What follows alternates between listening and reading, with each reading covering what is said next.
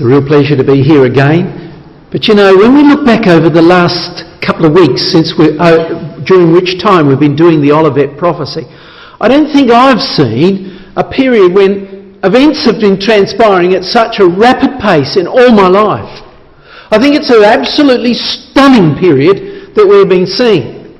But just have a look over what's taken place over the last week since our last class. Over that time, Russia has now increased the oil and gas price on Ukraine by 85%. It's crippling. And Kiev, the capital of Ukraine, says they're not going to pay the price. And that's exceedingly provocative. And the result has been that now Russia is threatening Ukraine.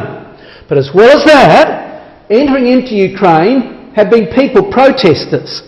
Some of them are coming from Ukraine itself, but it looks like some have come from Russia. They say they speak a form of Russian that's not the Ukrainian form. And some of them are very highly armed, with submachine guns, the latest models, you name it. Moving into buildings, government buildings, and taking control of them. The area in which they're moving is, of course, in this Russian-speaking area here.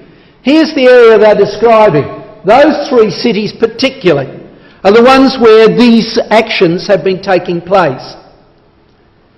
And Kiev, or the capital of Ukraine, is threatening to send soldiers into this area to control it. And Russia's response is, they warn them that that will be civil war. That will be civil war. They, in other words, are implying that they will support these people who are protesting. They've said to the people in Ukraine, don't you dare go and confront them in these buildings and take them out. What we want, they said, in a very short time, is in this area here a new election taking place as to whether they go with Russia or they stay with Ukraine. And so that's the situation there at the moment. Dramatic. They say by May they want that election. But as well as that, Poland now is very concerned. Poland is very concerned because many of the pipelines go through Ukraine into Poland. What are they going to do with their energy? If it comes from Russia, it could be cut off in a moment.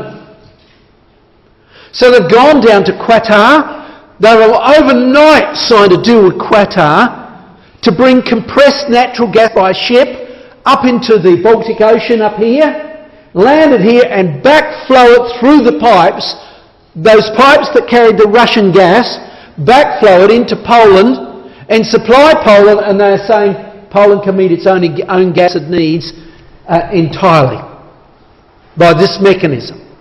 Yes, they're also increasing the amount of coal coming out of the ground and so on to meet the shortfall, but they claim they can do so.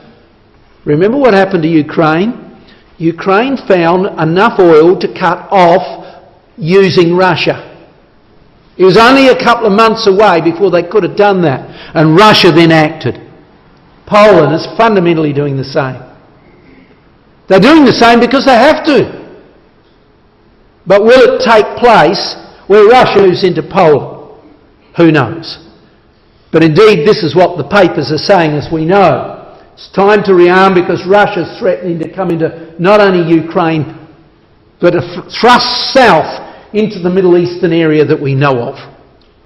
And of course, first it must control Eastern Europe so that it has that leg placed at Constantinople ultimately, as we know from Scripture.